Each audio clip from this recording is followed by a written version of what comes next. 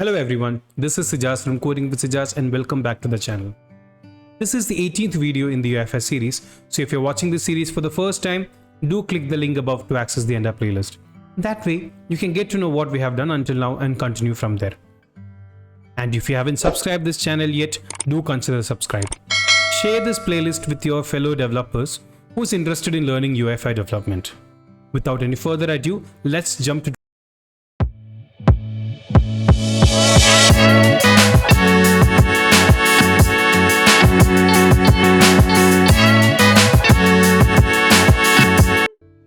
In the last video, we have seen how we can make use of JSON model.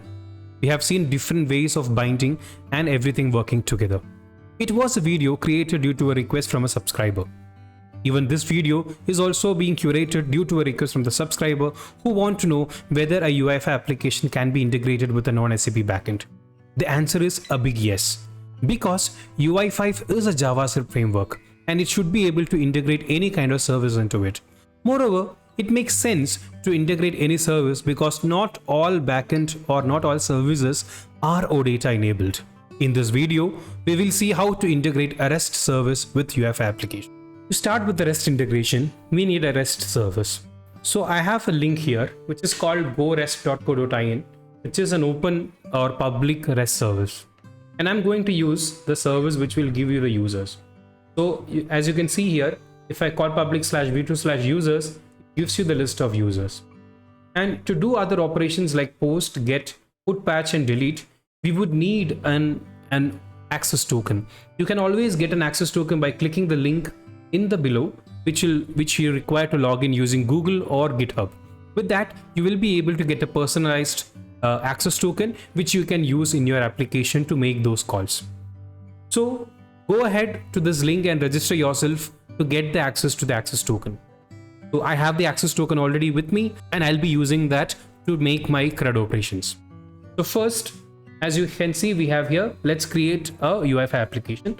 For that, I'm opening my Visual Studio Code. I'll be using the command palette and create open generator. In this, I'll be selecting SAP UI5 Freestyle, select an application. Here, since we are not integrating with an oData service, the selection is none. Next, I'll give the view name as initial. Project is anything, but I'm using it as REST with UI5. Application type, I'm making it a REST integration. Namespace, as always, I use is in.sijas and I should be good here. So here, I'm using the folder coding with Sijas. I'll click on finish. This will generate my application and also install all the dependencies. Let's wait for some time till that is completed. Once that is completed, you can get this pop-up which says to open the folder. It opens your application in a new window. Let's go ahead and start our application. I'll use the command npm start.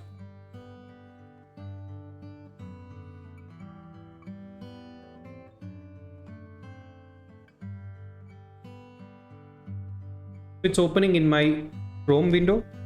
As you know, I don't like using Chrome directly. I use something called Chrome Canary, where it will not be interfering with any of my existing extensions. So here we have the application running. So the application REST integration is already running.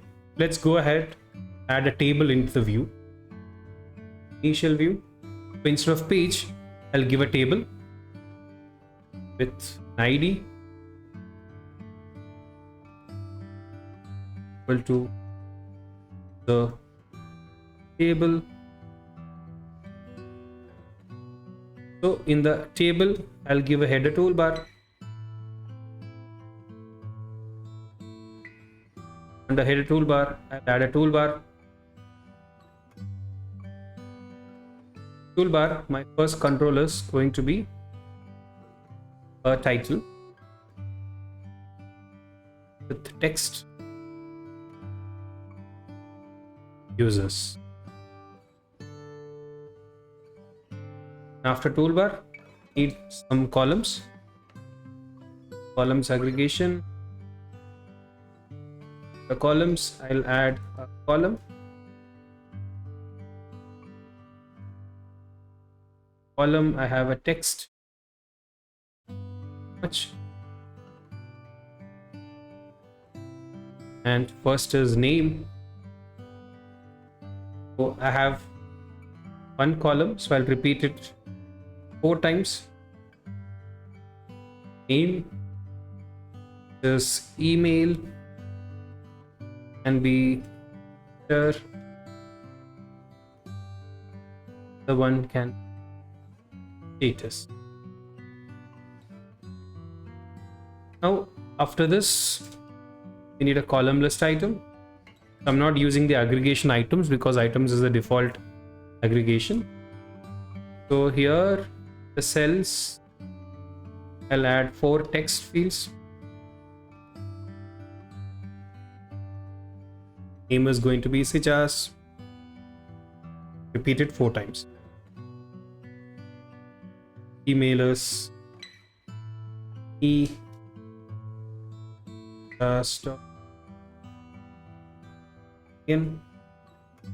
There is mail. This is active. Let's see the result. We have a user table with name, email, gender, and status. So I have used the same field, what you can see here, name, email, gender, and status. Now let's go to model and create a new file which is called user service. So what is user service? A user service, what I'm indenting is to make it a container which contains a list of functions. So let me call it like this. It contains nothing. It basically returns an object which contains a list of functions. So the functions are read users, is for reading user details.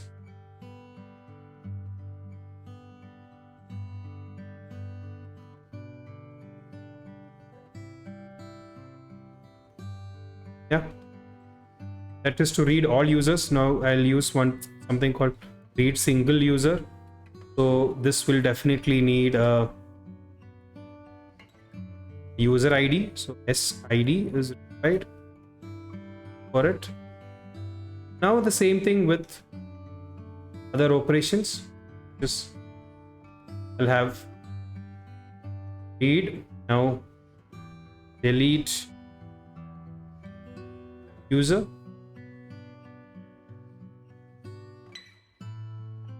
update user, and create user.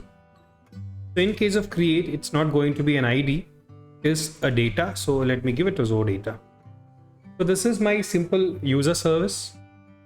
Now I need another file. I'll go and create a new file here. I'll call it as config.js. And again, config.js is also going to be an empty object which is being returned here. So one thing it contains is the URL. So let me call it as underscore base URL. This is the URL to the base, which is till v2 without the slash. And another one, let me call it as for access token. And this is where you will store your access token. So you can basically get the access token from the GoRest API using the link which I mentioned over here. And once you get it, you can paste it over here. So I have my access token and I'll be pasting in my file. Now we have the config file set up. We have the user service set up. Now let's create another file which is our data, which is called as data repository. So what is data repository? So this is something which I have been using since the day I was working with UI5 application. So my idea being that as an application, the application need not to interfere with all the services independently. There should be one way to interact between the backend. So I use something called a concept called data repository, which combines all the services in and configuration everything into one single point. So I would like to call this as the endpoint for the service from the application side. So as you can see, I have created a file called data repository.js, and that is extending the sap.ui.base.object, and can be called as base object. Okay. And base object is being extended by the data repository. Now I need constructor. So the constructor will take an input of component. So I'll pass the parameter ocomp here, and in the ocomp what we do is this dot ocomp equal to ocomp. So we will be storing the component instance into an internal variable called ocomp. And apart from that, as I mentioned, this is the endpoint for the application, so this should be able to store the data as well. So I'll be importing the JSON model here.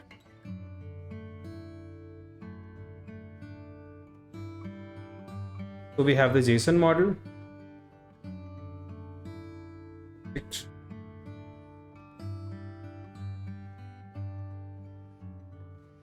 So JSON model is var model new.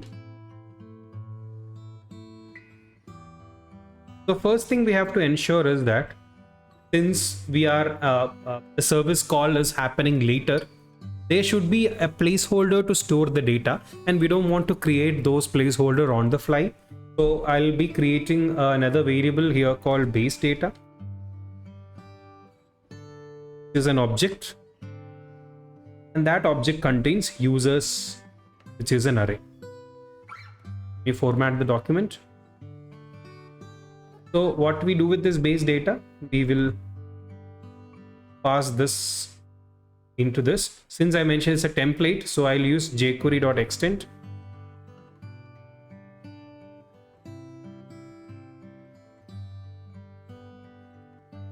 Extend, doing a deep copy, copying the data into an empty object, and source of data is this dot base data. Now with this we have our JSON model set, so we will set it back to the component com.set model. So with this, now what we have done is we have created a placeholder to store our data, and we have used a template to make it as a placeholder again for the data which is coming, and all the data will be stored in JSON model, and that JSON model is stored or set as a default model for the component. So when you set it for the component, it is accessible throughout the app. Now let's go to our view which we were working initially, and let's do a binding for it. So as you can see now in the view, we have one row here. As soon as I change the binding to items / users, it disappears because there is no model or data called users. So we have to integrate now data repository with our component. Let me inherit or import it. The same syntax of models. We have data repository.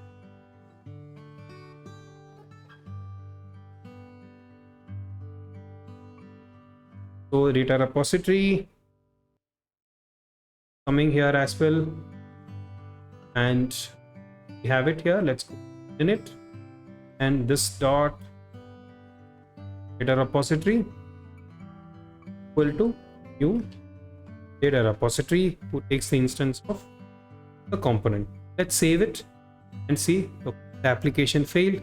Let's see what's the reason.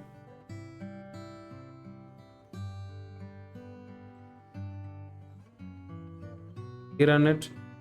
Have everything being loaded here. Click on integration. It says model data.js factory for in dot this object. Okay, base object is, so we have defined a base object. It was capital. Let's make it this. We should be able to load the application, and you can see that users table is empty. Now what we can do is we will try to call the method. So before that, we have the data repository here, we have the user service here. Both are not linked. So let me link it, /user service. So once you have the user service here, the next thing is, how do I combine everything into one single object? So for that, let me just cut the content of this here. I'll put it into a variable called, let me call it as common APIs equal to this. So whatever is common, let's put it in this one. Now we need a variable which is a final service. So which will be the combination of every incoming services. So jQuery.extend again, and the true, it's a deep copy. We are copying the data to common APIs, and another API we want to combine is called user service. And also note that we have a configurations or config.js, so we have to import that as well. So for that, let me just take it as in /just/ rest with UI5 and in the utils config. So this is the other one which I'm using. I have already gone big. Config.js is also something we want to combine with our user service. So once this is done, we should be able to create O service, which is the final service. Out of it, there's nothing but this. Is taking the final service as the extension, and I can return O service back. Format, save it. Let's go back to our application and see how things are.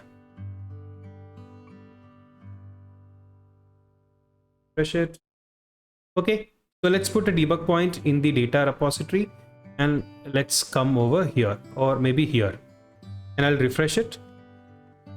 And let's see what is final service contains. You can see that final service contains the base data. It contains the create user and the delete user, read single user, all the methods what we have put in user service. Also, it contains the access token and the base URL which we have given in the config.js. Everything is being combined and it's available in one single object called final service, and that final service is used to create an extension called O service, and that O service is returned back. So this is our data repository. Now let's go back to our application and let's go to the controller, initial controller. So initial controller, let's get the instance of data repository here.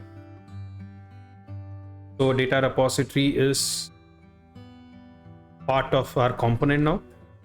So get owner component dot data repository.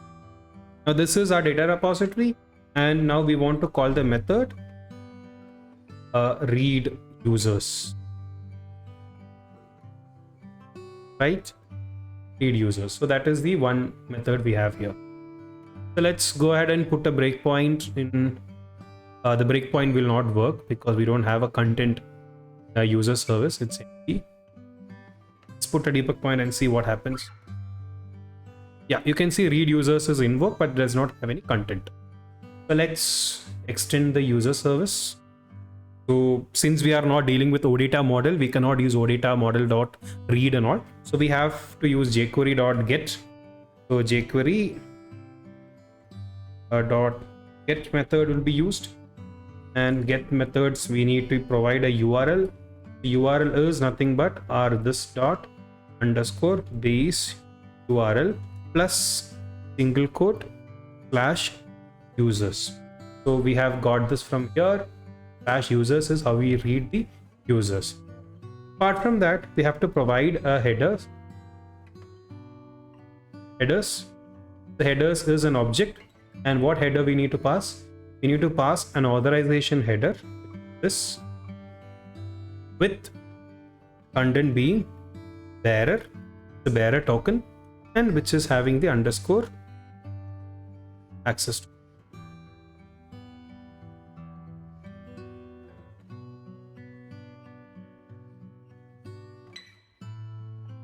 Okay, let's see whether the call is being invoked. So have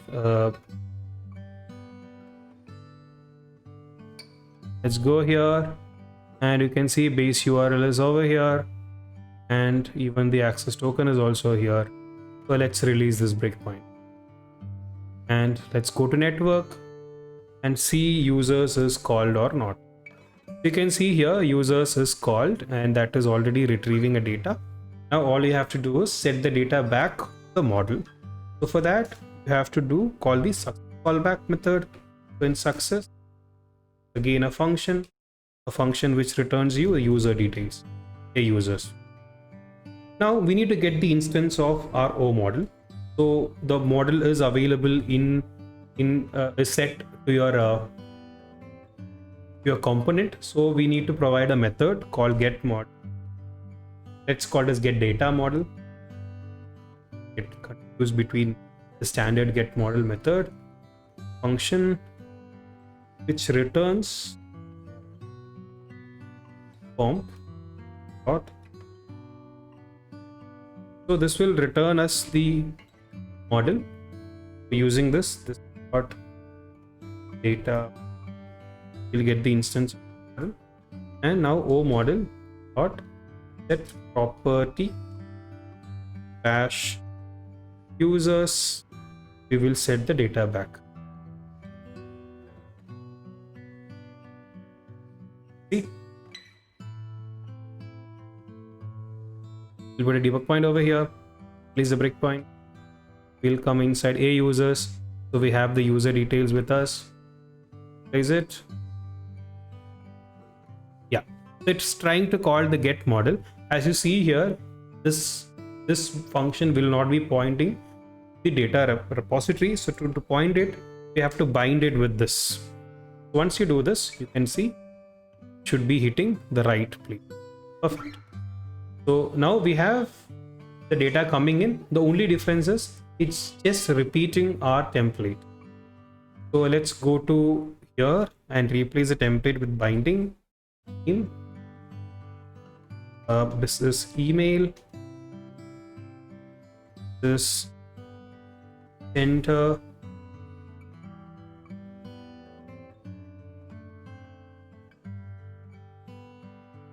push again, point. Perfect. Now we have successfully integrated a REST API into a UI5 application. You can go through this video again if you have not understanding a particular line. This is a bit difficult to understand because this has integrated a lot of concepts of JavaScript as well as UI5. I would not say this is like the only way to do it, but this is something which I have developed in my last few years of UI5 development. And it pretty much worked well because I've created dozens of applications which is non-SAP backend using some REST API, SOAP API or some APIs. All it matters is it makes an AJAX call, read the data, store somewhere and reuse it. I will be providing the link to this first version of the application in the GitHub. So you can always go there to refer the code base. And in the next video, I'll also be creating another branch where I'll be putting the complete application. So till then, I would recommend you guys to go again to the video and give me a thumbs up if you like this video. I would also suggest to subscribe this channel for more content like this and share this channel with your friends who want to learn UI5 development. So that's it for today. See you folks in the next video.